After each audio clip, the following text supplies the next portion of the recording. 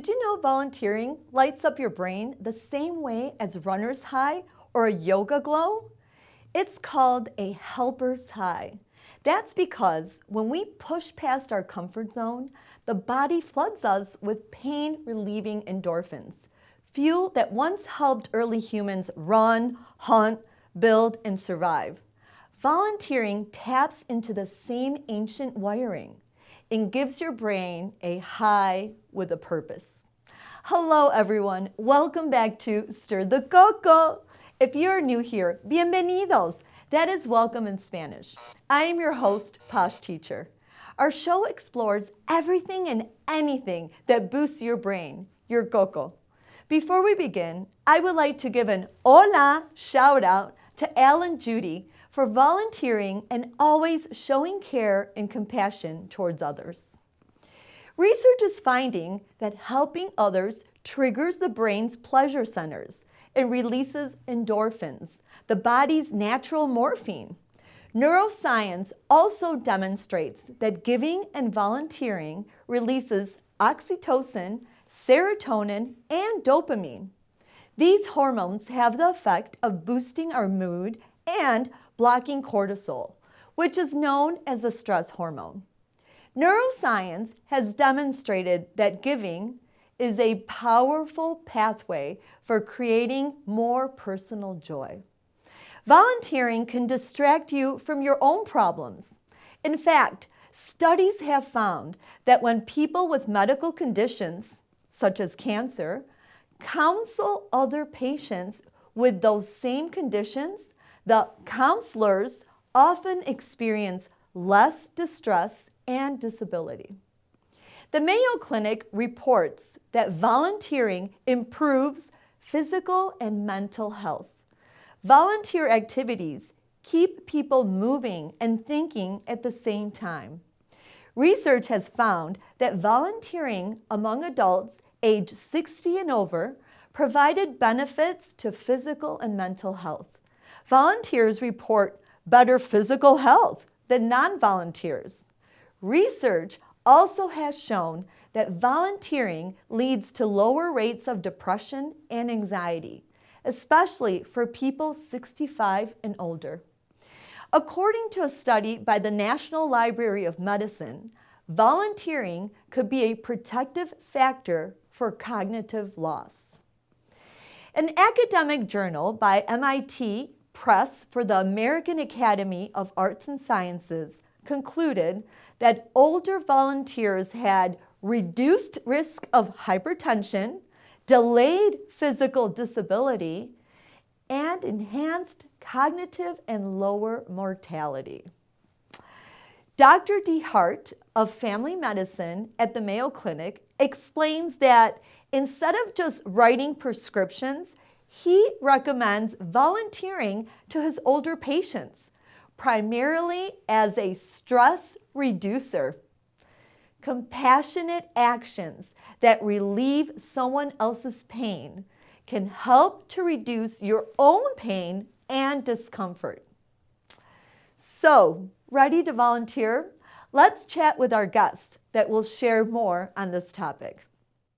Yeah, I know. Wait, yeah, you just look at it. It's so sad. That's good.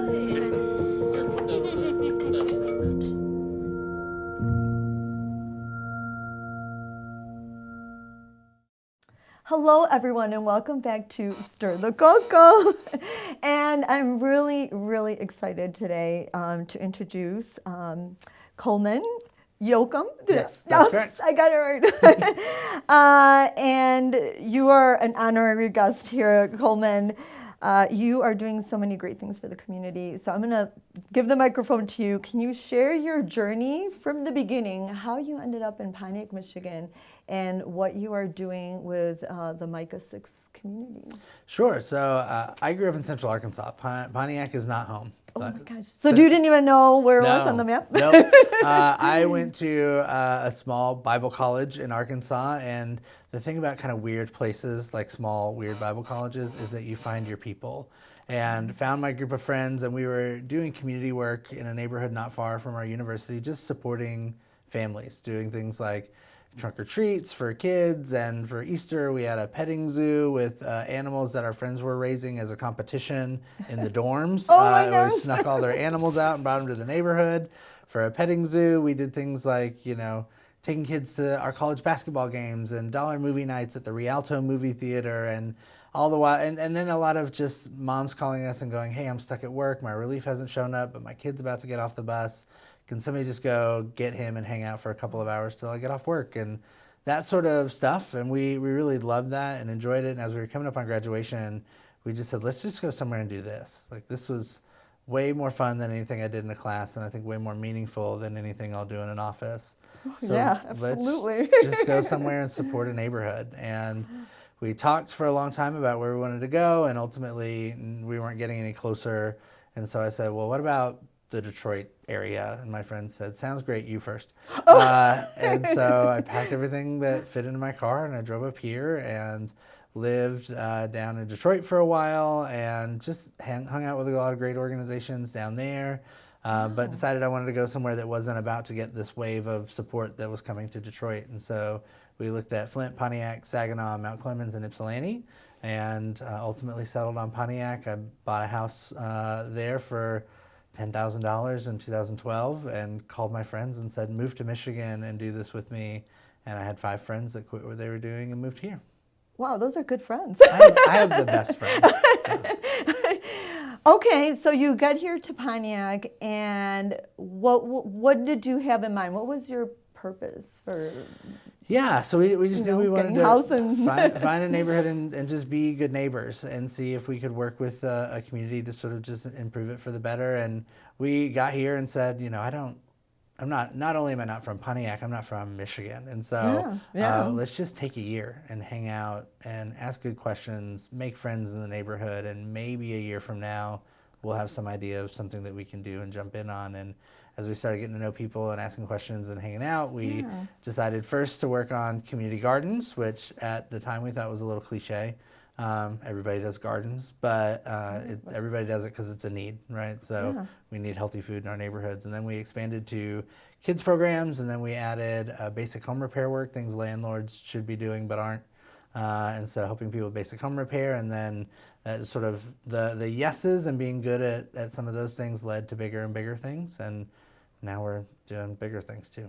Yes, and I can't wait to get that. So the challenges as you navigated this, were there challenges, throughout the year as you were, moving into the neighborhood? I mean, sure. I mean, or did you see them as challenges? I mean, maybe you just sort of. What was your perspective on that? You're learning, right? Okay, and we would all get together, weekly and just be like, here's a thing that I saw or experienced, or a thing that someone said. Has anybody else seen this or experienced this? And then there was, being new to the neighborhood was just like, how do we get to know people here? And I found out pretty quickly that I was an extrovert amongst introverts on my team. Okay. And so, a lot of it was just early on just going, go outside, be on the porch. You're just sitting around and reading a book. Go read that book on the porch. And we said, I always said, just pretend you're in, Leave It to Beaver. Yes. Everyone that walks by, say, hi, how are you? Good to see you. Beautiful day. Weather's terrible, whatever it is. Like, just be friendly. And we kind of got the sense that it was working the first time I was sitting outside and I was working on something, and somebody drove down the street and I waved and they drove down, and then they stopped and they put it in the reverse and they came back and they said, I've heard of you. And I said, you've heard of us? And he says, yeah, y'all are the white people who wave at everyone. Oh, and wow. it's like one of those first times we were like, okay, the word's getting around. Like people know that new we're neighbors. here now. And this is just sort of just being friendly is how we got in and started making friends and getting to know a lot about our neighborhood. And for a lot of people in the community, like, that was kind of a breath of fresh air. It's like, people don't talk to each other here. People don't stick around long enough to know each other very well or get into each other's business. And so to have somebody whose whole job was like to get here and make friends was really different. Oh my gosh, I love that. So you started after the year, a lot of things happened that you started. Is that when Micah 6 started? Mm-hmm. Or tell me how, yes. So we moved in August of 12, and we just said we're not doing anything for a year. We're just going to hang out, make friends, ask questions.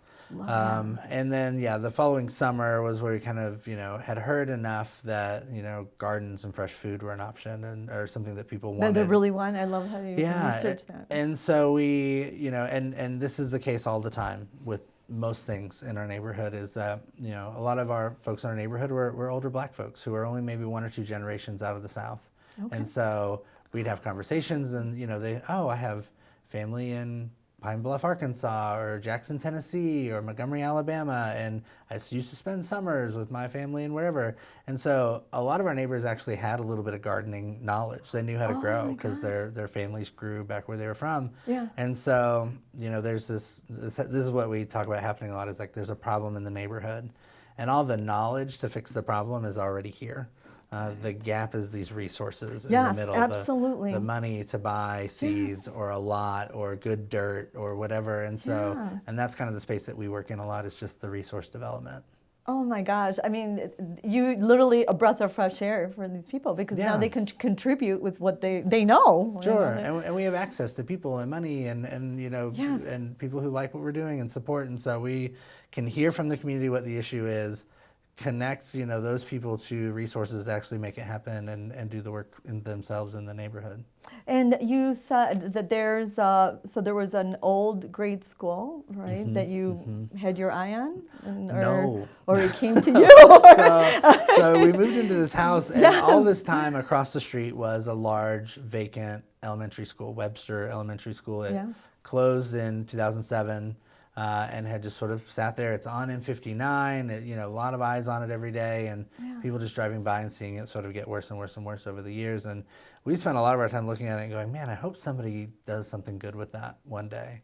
And, the school district was ordered to sell their buildings, and so they sold a number of them to a developer, and he and I became friends. And, he'd say, hey, I just walked through this building with a guy and he wants to turn it into, he wants to demolish it and turn it into like a strip mall for whatever. And, there's another guy I talked to and he, he's thinking about turning it into a marijuana grow facility, and just sort of like hearing all the options and going, none of those are particularly helpful for trying to turn the neighborhood around. Wow. And so in 2017, we ultimately reached an agreement with that guy on purchasing the building on a land contract for $200,000, which was a pretty big leap for us. Our annual budget at that point was $200,000.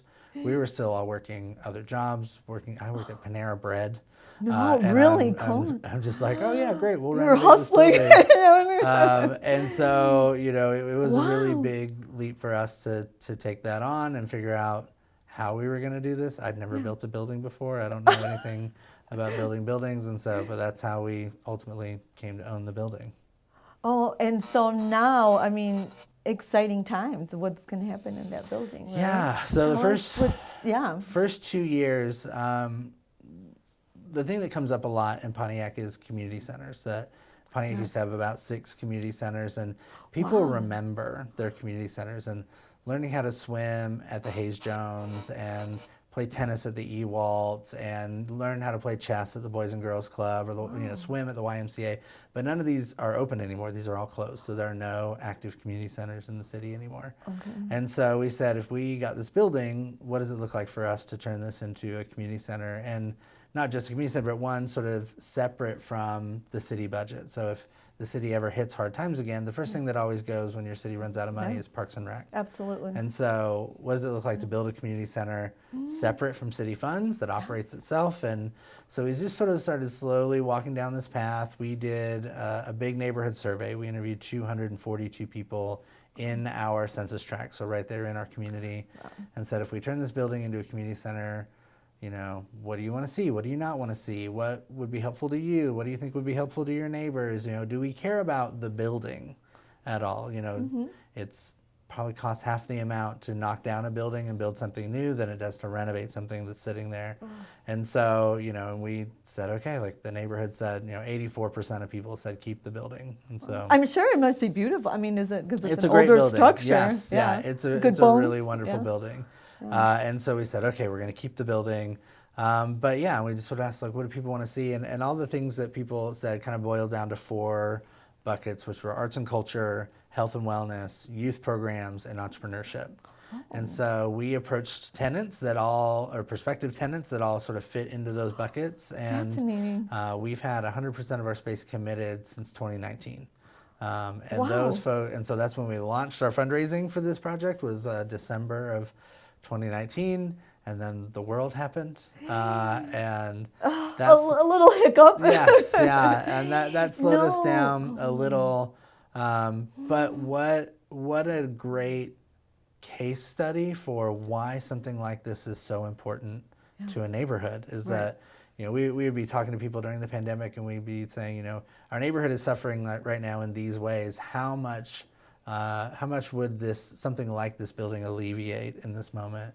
It has childcare, it has healthcare Yes. in it, it has access to public transportation, a small grocery, so Oh how my much better would my neighborhood be faring during the pandemic if these things were accessible? Absolutely. And so that really built the case for the need for this building and for something like this in the city. And so we were able to close on financing in April of 24 and broke ground that month, and we will be fully occupied and everybody will be up and going in our building by April of 26.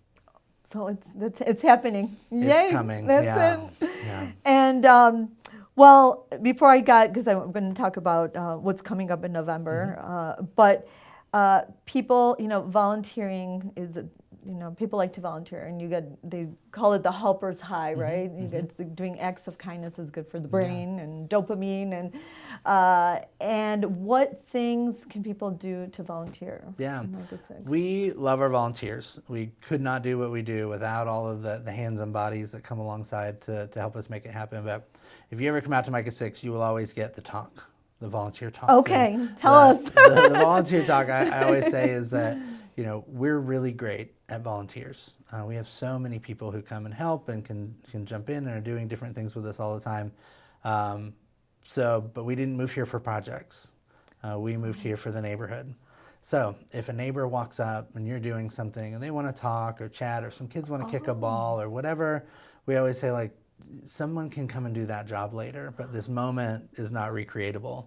So Love that. hang out, get to know my neighbors, play with kids. That's the real fun stuff at Micah 6. So there are always projects. So, we've got events that are always happening. Our annual back to school event, we give away about 1,000 pairs of shoes every year for back to school. Love it. We've got a Christmas toy drive that we do in December. Last year we did toys for 1,356 kids. We've got a hat, coat, and glove day coming up November 1st. We do 2 block blitzes. This is where we just sort of pick streets and we do home improvement projects on those streets, beautification, home projects. And so it ranges. Yes, it ranges from hanging out with kids to handy projects to, all sorts of stuff in my neighborhood, just kind of whatever percolates up from the community. And so, and now next summer we're getting ready and this is an example of just listening. My friend Andre comes over to my house one day and he says, what white people always have? And I go, I have no idea what's about to come out of his mouth right now. I was like, what is that? And he says, you always have family pictures. Because all of us grow up in neighborhoods where every 16-year-old kid gets a DSLR camera before they go on their summer trip to Costa Rica or whatever. But now Sears and Kmart and JCPenney don't do family pictures anymore. Yeah, you're right. Yes. So you've sort of got this generation of folks that are growing up without family pictures. Yes. And so we're bringing together a group of photographers to just take family pictures for 40 families in our neighborhood next year. We've teamed up with a salon and with a barber shop in our neighborhood who are going to do family haircuts beforehand. And What a great idea. This is the listening, and we go okay, how can we pull together something like this and make it happen? Oh my gosh, how rewarding. There is so much for anybody with any skill set or no skill set at all, or I'm shy, or I just want to hang out with kids, or whatever it is. There's a place something for at you. Micah 6 for you. So at Micah 6, there's something coming up in November, right? It's a big fundraiser.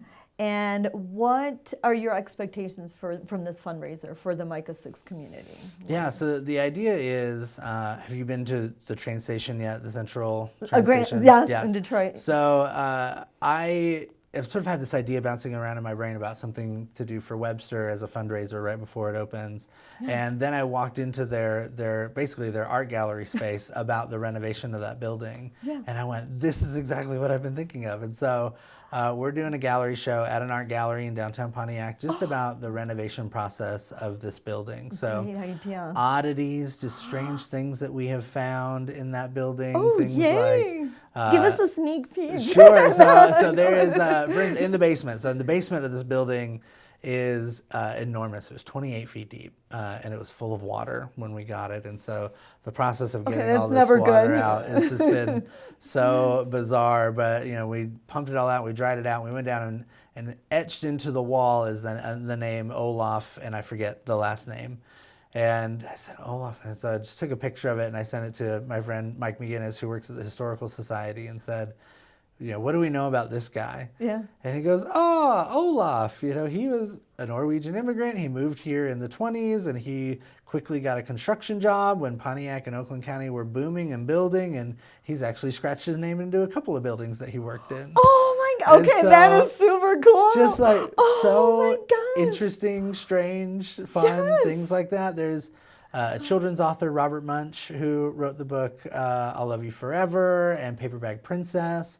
Well, Webster won a Scholastic Book Fair competition in the 90s, and he came and did a book reading, but he thought the building was so beautiful that should be the setting for one of his books. And so there's a book called We Share Everything, and he sent his illustrator to go and illustrate spaces in this building for the setting of this book. And so it's in the book. it's in the book. And so we'll have a wall of the panels of these paintings from the book, and then side by sides of those places in the building, and it's really How fun. magical. Yeah. How magical. Yeah, Oh my really gosh. fun. And I've seen pictures of the school, and just from the outside, it looks beautiful. Yes, I mean, yeah. And it's good. It's even the not a the typical school now. right, yes. The story of the Plain. architect is even, this is you a guy imagine? who builds a career out of accidentally going over budget all the time. And so he was, for this building, he was given $135,000, and by the time he was done, he had spent $336,000. Oh, perfect. Yes. It's like going on a shopping spree, right? Exactly, You probably spent too exactly. much. Well, we're excited then. And how can people get information to still be part of this fundraising event? Yes, yeah. We'll link So your we- information. We on the still show. have tickets for sale. So we know Good. we have a lot of alumni in the area who are very excited about this renovation. And so Friday night is an alumni-only dinner. Okay. And then the more public event is Saturday night. But if you don't want to go to a fundraising dinner, which I don't blame you. I think often think they're very boring. But if you just want to see it, you can come in anytime on Saturday and just take a walk through the gallery and see all the different exhibits and things like that we've created. But you can find out more on our website, which is MICAH, M-I-C-A-H, the number 6, the word community.com. Okay, and we'll link all that for everyone to see. That'd be great. Well, Coleman, we can't have you leave without learning a little Spanish, although Okay. you probably know, I know, you know a little poco. Spanish, yes. So here's the manzana, our famous manzana from Stir the Coco. And I have a question for you. Okay. All right, here we go. If Micah 6 had a theme song, what would it be? If we had a theme song. Yes. And,